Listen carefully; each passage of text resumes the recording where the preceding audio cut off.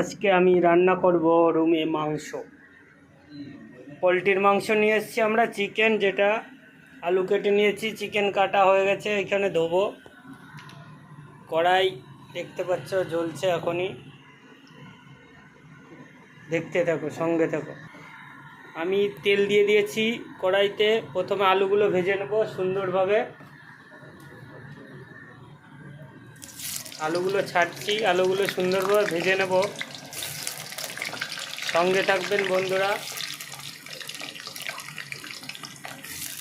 মশলাটা আমি করে নিয়ে এসেছি পুরো।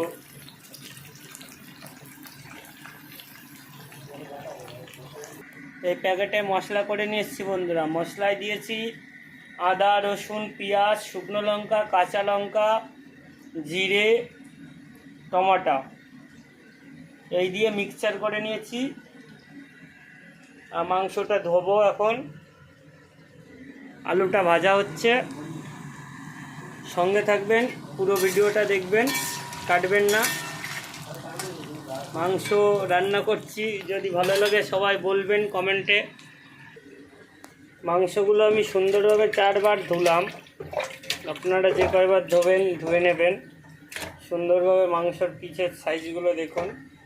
বললাম একটু আমরা রুমে রান্না করব, ভালো সাইজের কাটবেন। ভালো সাইজের কেটেছে। এখন ধুয়ে ধুয়ে উঠাবো মাংসগুলো। বন্ধুরা, আলু ভাজা হয়ে গেছে, নামিয়ে নিলাম।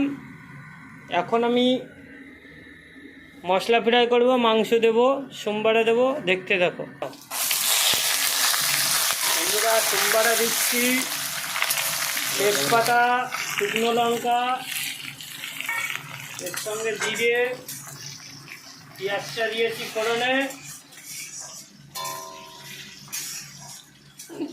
দিলাম আদা রসুন পেঁয়াজের পেস্ট, শুকনো লঙ্কা, কাঁচা লঙ্কা সব একসঙ্গে মিক্সচার করে নিয়েছি।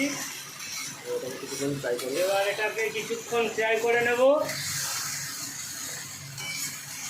আজকে খুব সুস্বাদু টেস্টি খাবার হচ্ছে রুমে, চিকেন কষা। মশলাটা সুন্দরভাবে ফ্রাই করে নিতে হবে বন্ধুরা, মশলাটাই মেন। যদি ফ্রাই না করা হয় তাহলে মাংসের কোনো টেস্ট আসবে না। মশলাটা আমি 5-7 মিনিট ফ্রাই করে নেব।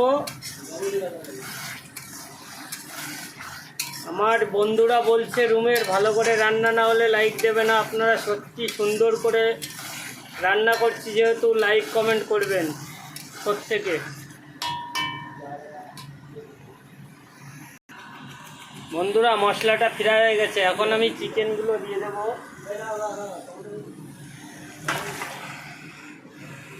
চিকেনটা দিয়ে আবার সুন্দরভাবে মাংসটাকে কষাবো।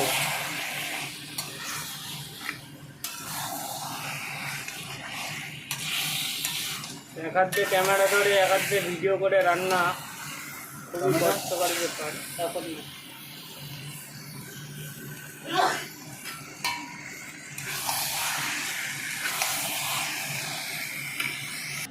টমেটো কুচি, পেঁয়াজ কুচি দিয়েছি, বেশি দেবো না, মিষ্টি হয়ে যাবে তাহলে তরকারি। এবার দেবো টমেটো কুচি। আমি টমেটো কুচিটা দিয়ে দিলাম। এবার মাংসটাকে সুন্দরভাবে কষাবো।